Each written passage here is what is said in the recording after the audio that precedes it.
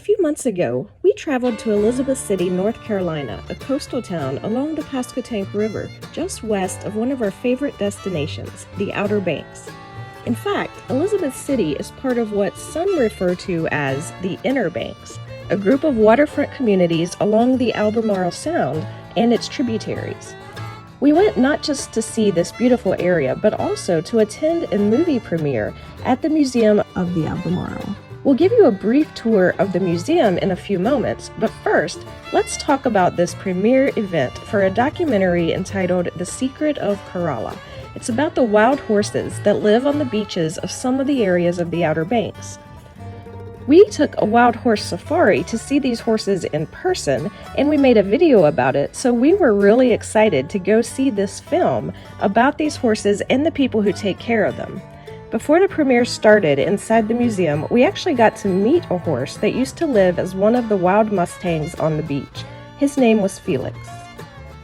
There's an organization called the Corolla Wild Horse Fund that rescues injured and ill horses that need emergency medical help. Once a horse is removed from the beach for emergency care, though, they are not returned. The Wild Horse Fund has a 30-plus acre facility off-island that gives the horses a place to receive care and heal. But after living with people, the horses can't return to the wild as they will have had extensive human contact and they may approach humans in the wild. This is a problem because people are told to stay 50 feet away from the wild horses and not to feed or physically interact in any way with the horses for the safety of the herd. But if a horse gets used to human contact and was to be reintroduced to the beaches, there would be a number of dangers that the herd could encounter as some of the horses start seeking out human contact. Once the horses are fully rehabilitated and slowly domesticated, they can either be adopted out or remain living out the rest of their lives at the facility. This particular horse, Felix, was rescued when he was only a few months old after ingesting fishing line. Several years have passed and Felix is now in good health.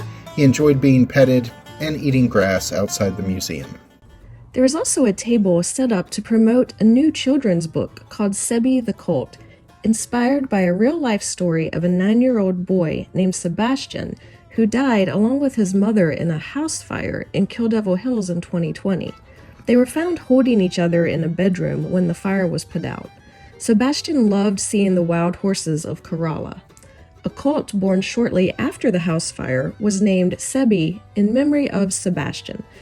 The child's grandmother, Kelly Horton, worked with a local children's book author to write this storybook about Sebi the Cult. Horton was there at the event to speak with visitors and sign the book. The book can be purchased through the Wild Horse Fund's website, and the proceeds from the sale of the book benefit the Wild Horse Fund. We'll put a link in the description. Of course, the Wild Horse Fund also had their own table set up where you could learn more about their mission to keep the horses of the Outer Banks wild and safe from hurricanes, encroaching development, and other threats. After meeting a horse and hearing the stories of the people outside at the tables, it was time to go into the museum for the premiere. Of course, we can't show you any of the film as it's copyrighted, but there is a trailer on YouTube. We'll put a link to that in our description below. We encourage you to watch it.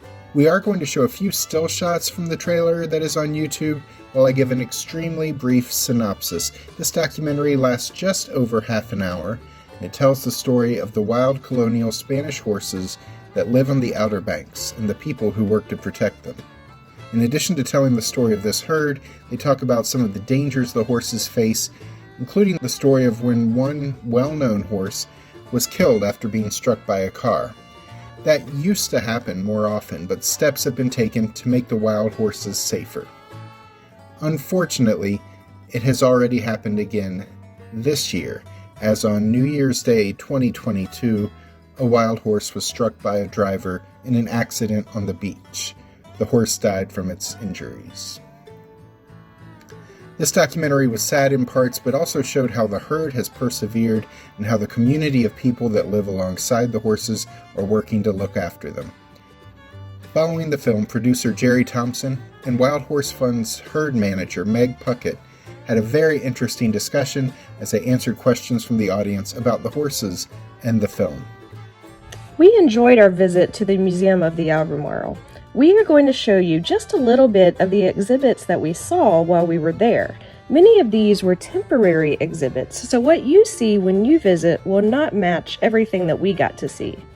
The museum's primary mission is to promote the understanding of the history and culture of the Albemarle Sound region. So we were surprised by the variety of exhibits on display, as they didn't all deal directly with the region. The first exhibit we saw was called Oasis Spaces.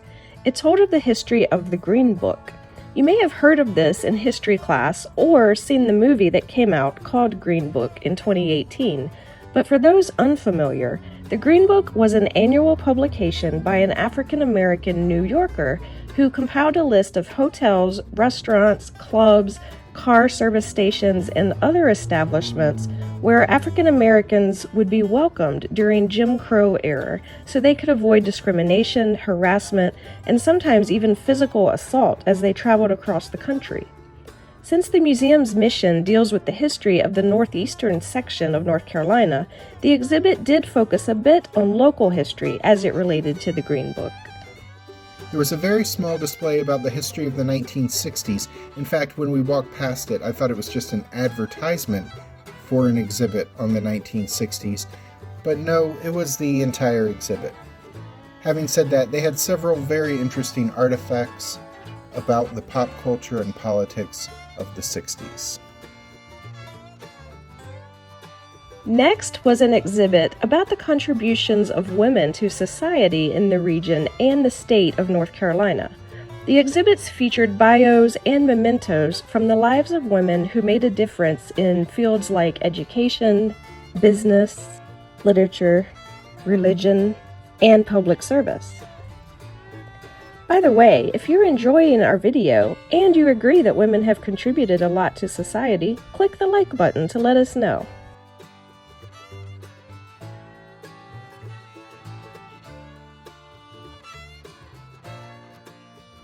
So this was the exhibit we were surprised to see here, though it was really cool to see. They had an exhibit of biblical archaeology, focusing on the techniques used and showing how discoveries are being used to flesh out people's faith. This room featured actual artifacts from biblical times, including some lamps from about 2,000 years ago, and pottery from the 1st century AD and before.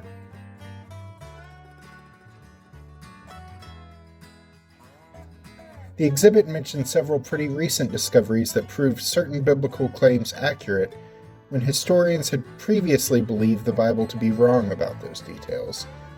It was an interesting exhibit. The final exhibit we're going to show you is a permanent one called Our Story, Life in the Albemarle. It tells the stories of the peoples who have made this unique area that is half water and half land their home, starting with the Native Americans of the region, and then the European settlers that arrived. Their exhibit includes the Jackson House. This is an actual house that was built in 1755.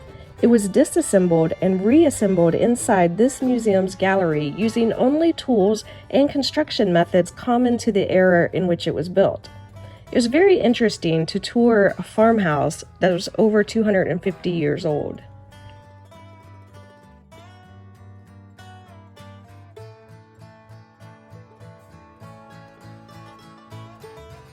The exhibit also featured details about fashion in the area and food in the area in the form of the pork industry and its most popular product, Carolina-style barbecue.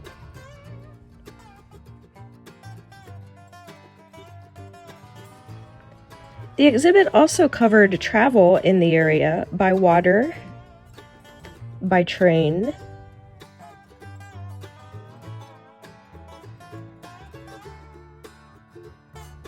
and then eventually the tourism boom that came from the development of the Outer Banks as a vacation destination.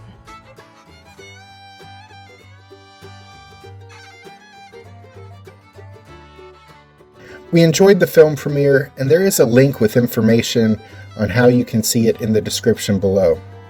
The Museum of the Albemarle was great for a regional museum. They had a really good variety of exhibits, and we just hit the highlights here in this video. They do have completely different exhibits now, except for their permanent exhibit on life in the Albemarle. We'll post a link in the description to the museum's website so you can see what they're currently offering as well.